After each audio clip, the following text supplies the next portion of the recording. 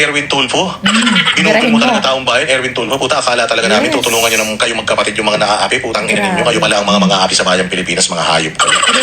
Pucha, nag-usap daw sila ni Ombudsman. Gago. Gusto ng taong bayan marinig yung mga yung mga testimonya ng mga ipapatawag na mga tao diyan. Kailangan pa ipatawag si Pangandaman. Kailangan pang ipatawag si Bersamin. Kailangan pang ipatawag si Saldico, si Martin Romualdez. Diyan putang ina, ibibigay mo na sa Ombudsman. Gago ka talaga. Kaya mo ibibigay sa Ombudsman kasi tamad ka. Ayaw mong gumamit ng utak kasi wala kang utak. Kasi pag nag-imbestiga, gumagamit ng utak. Wala namang utak to. Burat lang meron ito yung utak dito. Tarantado kayo. Erwin Tulfo, gago ka. Yan ang sinasabi natin, inilagay mo kasi yung Blue Ribbon Committee sa isang taon pa lang nagiging senador, tapos hindi naman investigador. Yes. Tamad talaga yan. Hindi talaga yan alam ni Erwin Tulfo kung paano mag-iimbestiga. Kasi wala namang alam yan. Newscaster lang yan. Broadcaster man lang yan. Wala namang alam sa paggawa ng batas yan. Wala namang alam sa pag-interpret ng batas yan. Bobo yan. Bendalo nga yan eh. Hindi naman investigador yan. Ibinigay mo, tanga talaga to si Gatchal yan. Ibinigay niya yung flood control dyan kay Erwin Tulfo. O natural, tapos siya pa yung isa sa mga itunuturo nitong mga 18 Marines. Abay natural, hindi niya iimbestigahan niya. Pag inimbestigahan niya dyan, lalabas yung pangalan niya dyan.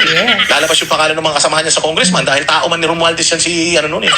Noong nakaraang bago pa maging senador yan, pucha aso ni Romualdez yan si Erwin Tulfo. Nakita niyo, di ba magkasama yan sila sa palengke? Tinitimbang yung mga itlog. Kaya pinapakalat niya yung mga balita nung nakaraan na hinihikayat siya ng minority na itigil yung flood control investigation.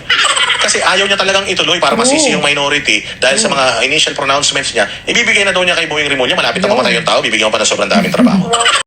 O ayan na nga, di ba? Talaga nakakagigil tong Erwin Tulfo na to. Itong mga Tulfo na to, ngayon sa panahon ni Bangag, napakadami talagang nahubaran sa pagbabalat kayo na akala mo'y makatao, akala mo'y kampi sa mga mahirap. Ayan, di ba? Ganyan sila nakilala na inaasahan na pag sila nandyan na, mga senador na ngayon, ganun pa rin sila. So ngayon nga, kasi nga, budol din, napakadaming nabudol. Akalain mo yan, ayaw talaga niya ang dami niyang mga paano sikot-sikot, yan lang din naman talaga ang gusto niya, na ihinto na yan, na ibigay kay Rimulya para wala na, blinded na mga tao, hindi na alam kung anong nangyayari, ipapakulong na lang kung sinong gusto nila, di ba? Ang galing ng style nila, pero sa totoo lang, hindi rin kasi niya kayang i-handle yan.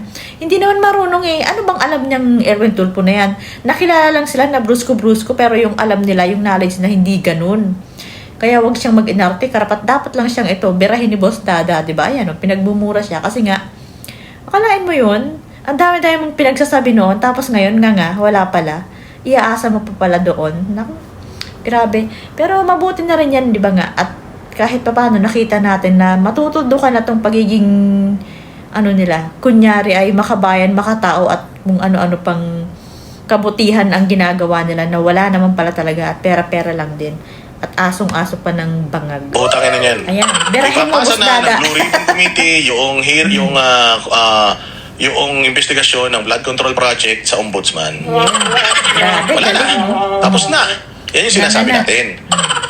Dahil si Erwin Utog, si Erwin Libog, dahil involved siya dyan sa flood control. Yes, kasagwat sabi ng 18 Marines, naghahatid daw sila din ng pera sa kanya, pati babae. Grabe, no? O kaya tuwan-tuwa siya na na yung 18 Marines nabawasan ng apat, kapag sila lang sila. Nagpapasalamat pa nga daw sa Diyos Hindi ka naman matutuwa kung sakot ka dun sa mga isinusumbong ng 18 Marines. But ito yung sinasabi natin na gustong-gusto ng taong bayan itong flood control. Actually, wala na nga silang balak manood ng impeachment ni Inday Sara. Gusto na nga nilang bumalik sa flood control. Noong nakaraan, sinasabi ni Erwin Tulfo, magkakaroon ng mga flood control, iimbestigahan natin yung flood control. Oo, iimbitahan natin yung 18 Marines na yan. Ang dahil pinagsasabi nitong putang ng Erwin Tulfo na tapos ngayon, biglang ayaw niya ng imbestigahan yung flood control.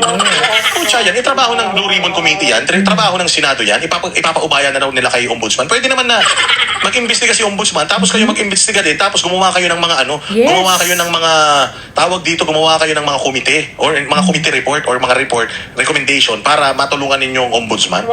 Ayaw nga, hindi alam ang gagawin. Erwin Tulfo, gago ka.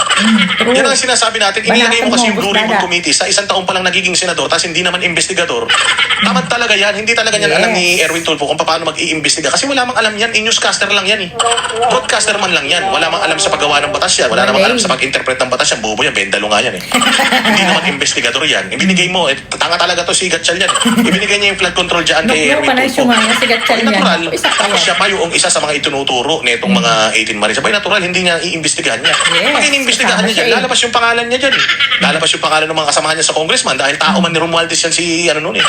Noong nakaraang bago pa maging senador yan, pucha aso ni Romualdez yan si Erwin Tulfo. Nakita niyo, di ba magkasama yan sila sa palengke? Yes. Tinitimbang yung mga itlog doon. Kaya nga dumami ang pera Kaya nga niya. dumami pera ng ulol na yan eh. O tao ni Martin Romualdez yan. Siyempre, pucha ina, alam naman niya na si Martin Romualdez ang tutunguhin nito at papunta to sa Malacanang.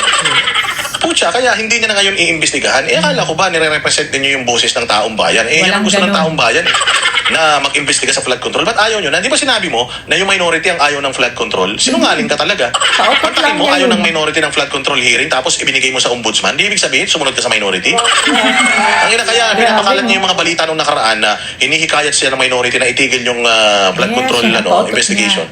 Kasi ayaw niya talagang ituloy para masisi yung minority dahil sa mga initial pronouncements niya. Ibibigay na daw niya kay Boying Rimulya, malapit na mamatay yung tao, bibigyan mo pa ng sobrang Malapit na sunduin ituloy yan. yung Isang investigasyon. bulapit na lang. Magreklamo tayo mga kababayan, hindi pwedeng ganito. Pag binigay nila yan sa ombudsman, hindi na televised yan. Yes, Pag binigay wala nila na yung tayong investigasyon sa malalaman ombudsman, dyan. putay na hokus-pokus na yan kasi dapat yan nasa Blue Ribbon Committee yan para naka-live, para nakikita natin mga bossing. Hindi, totoo yan ha. Kaya nila nilagay yan doon sa sa ombudsman para hindi na natin marinig. Yes. O para sila na lang may kapangyarihan, iimbestigahan nila yung mga taong gusto nilang imbestigahan, ipapakulong nila yung mga gusto nilang ipakulong. Hindi maririnig ng tao. Yung mga testimonya, yung mga ipapatawag nila doon ng mga resource person dyan sa Senate Blue Ribbon Committee. Putangin na yan. Ganyan ang style nila, bulok. So ngayon, ang mga binabahan ng mga Pilipino sa dami ng ninakaw na pera sa taong bayan, tapos etong mga buwakan ng inang mga senador na to, ayaw tugunan yung ating panawagan Ayaw talaga. na kailangan may makulong sa flood Ginagawa nga control. lahat, Pucha eh, yan. para Anong hindi gagawin natin sa kanila? matuloy. Ang ina kasi, boto kayo ng boto ng tanga. Yan ang sinasabi ko sa inyo, pagka Sorry na. mga kriminal yung mga binoboto ninyo, ganito ang mangyayari sa bayang Pilipinas. sorry Ayan na nga. Pucha, Nabudol ibibigay eh. na daw sa ombudsman. Eh, ganyan pa naman ang ugali ng ombudsman. So, paano na yan? Lalong mawiweaponize Yun na kasama pa. nito. Wala Yun na, pa, blinded isa. na tayo. Hindi na natin alam kung sino ang mga iniimbestigahan, kung saan napunta yung pera. Wala na. Sila na lang makakaalam yan. Ang Erwin Tulfo. Binudol mo talaga taong bayan, Erwin Tulfo. Puta, akala talaga namin tutulungan nyo ng kayo magkapatid yung mga nakakapi. Putang ina ninyo. Kayo pala ang mga api sa bayang Pilipinas. Mga hayop kayo. Pucha, nag-usap daw sila ni ombudsman. Gago. Gusto ng taong bayan marinig yung mga yung mga testimonya ng mga ipapatawag ng mga tao diyan. Kailangan pa ipatawag si Pangandaman. Kailangan pang ipatawag si Bersamin. Kailangan pang ipatawag si Saldico, si Martin Romualdez. Diyan putang ina, ibibigay mo na sa ombudsman. Gago ka talaga. Kaya mo ibibigay sa ombudsman kasi tamad ka. Ayaw mong gumamit ng Yes, utak ayaw kasi wala kang talaga utak. niya. Kasi pag nag-imbestiga, gumagamit ng utak eh. Wala ng utak to. Kurat lang meron nito. Yung utak nito nasa betlog eh. Ayan Committee on Accountability of Public Officers. Okay ng ina niyan. Hindi ito paggawa lang ng batas. Yes. Accountability of Public Officers and Investigations. Putang ina mo ka, gago. Tarantado ka talaga. The Senate Blue Ribbon Committee is formally called the Committee on Accountability of Public Officers and Yes. Investigations. Nag-iimbestiga kayo dyan ng mga paglabag, pangungurakot ng mga taga-gobyerno. Gago, anong sinasabi mong aid of legislation lang? Putang ina ka, bobo ka talaga. So, ayan. Deserve mo talagang pagmamurahin, Erwin Tulfo. Kasi ang dami mo pang sinabi. Ang dami yung pasikot-sikot na, oo, parang relax lang, ipapatawag. Tapos yun, binantabantaan mo pa yung mga Marines na talagang humanda kayo, humahaharap kayo sa akin, ganyan. Naku. Tapos ngayon nga, di ba parang, naku, basang-basa yung mga ginagawa mo, Erwin Tulfo. Sa dami ng pinagsasabi mo, yun, tapos dyan lang pala ang gusto mong gawin kasi nga hindi ka naman talaga marunong mag-preside ng hearing, kaya ka ganyan. Wala ka namang alam eh. Ang alam nyo lang naman, manakot, sumigaw, dyan kayo nakilala eh. Hindi ganyan ang Senado. Dapat saka, ang tanga rin talaga itong ni Gatchalian. Akala, ibibigay dyan, samantalang wala naman talagang pa yan. Wala pa siyang experience eh. Kahit pa naging kunyaring congressman yan doon, wala naman siyang ginawa doon eh. Kundi magpasikat lang. Pero yung gumawa ng batas, yung mag-preside ng mga ganyang hearing, tapos yung ginagawa sa Senado, wala pa siyang dyan eh. Hindi pa siya karapat-dapat doon sa pwesto niya. Kalain mo yon, sasabihan mo dati, wag lang makapag-hearing yung sila Senator Marcoleta. Sasabihin mo na kukuwilyuhan mo para hindi lang matuloy. Tapos ngayon, ang dami mong pautot na ayaw ng minority. Tapos ang gusto mo lang pala, ibigay na kay Boying. So wala na. Wala na. Totoo itong sinasabi ni Boss Dada. Wala na. Hindi na malalaman ng mga tao kung sino lang gusto nilang ipakulong. Makukulong na naman. Na hindi alam ng mga tao. Kasi nga sa Blue Ribbon, naka-live. Alam kung anong sinasabi itong kabila. Alam yung sinasabi itong mga testigo na to. So wala na. Talagang papatayin nyo na dapat hindi pwede. Ayaw na nga manood ng mga tao ng impeachment eh. Kasi ang gusto nila yung flood control. Kasi nga, hindi umaatras yung Brave 14. +3 pa daw yun. Kasi nga, di ba may nadagdag na 4 nung hindi sila umaatras. So ngayon, takot at takot ka. At saka, paano mo nga naman iimbestigahan yung sarili mo? Kasali ka dun sa sinasabi ng Marines. Pera at babae, ang dinideliver nila sa'yo. O, di ba? Ang lupit mo talaga. Nakakahiya. At kapal pa ng mukha niya humarap sa media na magsisinungaling siya na kitang-kita ngayon ang kasinungalingan nitong mga tulpo na to. Tapos yun nga, di ba, sa hearing, si Rapi Tulfo nagkakalat din. Kasi mga naman sila, parang sinuwerte lang kayo kasi nga napaganda yung mga work nyo doon sa sa pagiging broadcaster nyo, napaganda. Tapos yun nga, sinuwerte si Rapi Tulfo na kayo, parang tumutulong-tulong, ganyan. Sinuwerte kayo kasi yan yung kinakagat talaga ng mga Pilipino Kaya nandyan kayo sa pwesto yun. Pero ngayon talagang nahubadan kayo ng husto kung anong klase ang kulay nyo. Nakita yung tunay yung kulay. Grabe.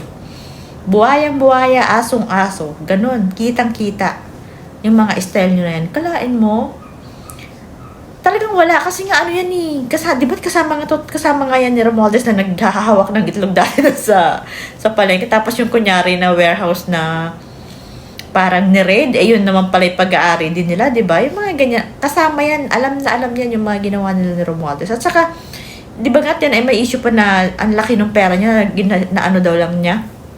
Parang kinita daw niya sa pagiging broadcaster. Sabi nga na Jason, so hindi ka kikita ng ganyan sa pagiging broadcaster lang, newscaster lang. Talagang dapat itong mga to ang maimbestigahan Pero darating din, may mga kalalagyan din yan. May mga araw at oras din kayo. Tandaan yun, nakakagigil.